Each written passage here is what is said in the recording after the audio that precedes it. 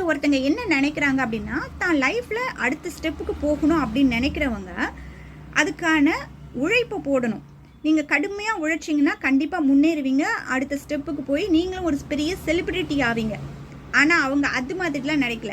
சீக்கிரமாக குறுக்கு வழியில் எப்படி பெரிய ஆளாகிறது, எல்லாரும் நம்மளை பற்றியே எப்போ பேசுவாங்க அப்படின்றதுக்கு அவங்க எடுத்திருக்க துருப்புச்சிட்டு என்ன தெரியுங்களா?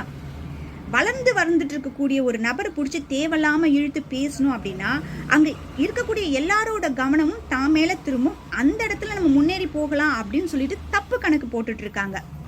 நான் யாரை பற்றி பேசுகிறேன் அப்படின்றது உங்கள் எல்லாருக்குமே நல்லாவே தெரியும். நான் ஜூலியை பற்றி தான் பேசுகிறேன். ஜூலி இது வரைக்கும் பேசிகிட்டு இருக்கக்கூடிய விஷயங்களில் வந்து பார்த்தீங்கன்னா, தான் கட்சிக்காக என்ன பேசுகிறாங்கன்றதே தெரியல. ஏன்னா இது வரைக்கும் அவங்க கட்சியில் நிறைய நலத்திட்டங்கள் பண்ணியிருக்காங்க. இதெல்லாம் இவங்க இப்போ பண்ணியிருக்காங்க. அவங்க திரும்பவும் ஆட்சிக்கு வந்தால் இதை விட இன்னும் நிறைய விஷயங்கள் பண்ணுவாங்க அப்படின்னு சொன்னால் கூட ஓகே, கட்சிக்காக இவங்க பேசுகிறாங்க அப்படின்னு நம்ம நினைக்கலாம். ஆனால் இவங்க செய்யக்கூடிய ஒரே விஷயம் என்ன தெரியுங்களா? விஜய் என்ன பண்ணுறா போல, விஜய் என்ன செய்யறா போல, அதுலேருந்து ஒரு சின்ன குறை கண்டுபிடிச்சி சவால் விட்டு பேசலாமா, என்ன நான் வரட்டுமா, வாடா போடான்னு பண்ணலாமா, அப்படிலாம் பேசினா தன்னை ஒரு சிங்கப்பெண்ணாக நினச்சி எல்லாரும் தன்னை பற்றியே பேசுவாங்க அப்படின்னு அவங்க ஒரு தப்பு கணக்கு போட்டிருக்காங்க. இந்த வீடியோ பதிவு நான் ஜூலிக்காகவே போடலைங்க. ஜூலி போடக்கூடிய வீடியோக்கு கீழே ஒரு சில சகோதர சகோதரிகள்லாம் உங்களோட ஆதங்கத்தை தெரிவிக்கிறதுக்கு ஒரு திட்டி ஒரு சில கமெண்ட்ஸ் எல்லாம் போட்டுடுறீங்க.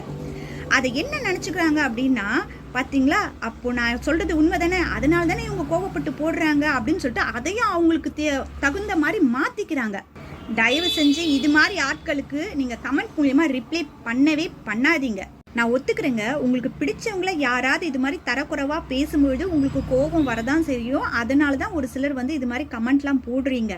ஆனால் நீங்கள் போடக்கூடிய கமெண்ட் உங்கள் ஒருத்தரை மட்டும் அது பாதிக்காது, உங்கள் தலைவரை தான் அது பாதிக்கும். அப்படின்றதுனால தயவு செஞ்சு இது மாதிரி ஆட்களுக்கு நீங்கள் ரியாக்ட் பண்ணவே பண்ணாதீங்க. நம்ம ரோட்டில் நடந்து போகிறோம், ஒரு நாய் நம்மக்கிட்ட எகிரி வருது அப்படின்னும் பொழுது அதுக்கு ரியாக்ட் பண்ணணும்னு வச்சுக்கோங்களேன். அந்த நாய் என்ன நினைக்கணும், தன்னை பார்த்து இவங்க பயப்படுறாங்க அப்படின்னு சொல்லிட்டு இன்னும் எகிரும். நம்ம அதை கண்டுக்காமல் போகணும்னு வச்சுக்கோங்களேன், 2 முறை எகிரிட்டு 3ஆவது முறை அமைதியாக போயிடும். அதே மாதிரி தான் இவங்க என்ன பேசினாலும் அதுக்கு எந்த ஒரு ரியாக்ஷனும் கொடுக்காம நம்ம போயிட்டோம்னு வச்சுக்கோங்களேன், கத்தி கத்தி தொண்டை வறண்டு போய் அமைதியாகிடுவாங்க. இப்போ ஜூலி பண்ணிட்டு இருக்கக்கூடிய வேலை இது வரைக்கும் யோசிக்காதவங்களையும் யோசிக்க வைக்கும். ஏன்னா இப்படி போட்டு இந்த பொண்ணு இப்படி அடிக்குதே, அப்போ அந்த இடத்துல என்ன இருக்குன்னு யோசிக்கிறவங்கள தன்னோட மனசை மாற்றுறதுக்கும் வாய்ப்பு இருக்குது. அதனால் தயவு செஞ்சு ஜூலிக்காக யாரும் ரிப்ளை பண்ணாதீங்க. இன்னொரு முக்கியமான விஷயம் சொல்லணும்னு நினச்சேன். நிறைய பேர் சின்ன குழந்தைங்கள ஜூலியை திட்டி போடுற மாதிரி வீடியோஸ்லாம் போடுறீங்க. குழந்தைங்களுக்கு நல்ல விஷயத்த நம்ம சொல்லி கொடுக்கலாங்க. ஜூலிலாம் ஒரு ஆளா, அவங்களுக்காகலாம் ஒரு வீடியோ குழந்தைங்களை வச்சு தயவு செஞ்சு போடாதீங்க.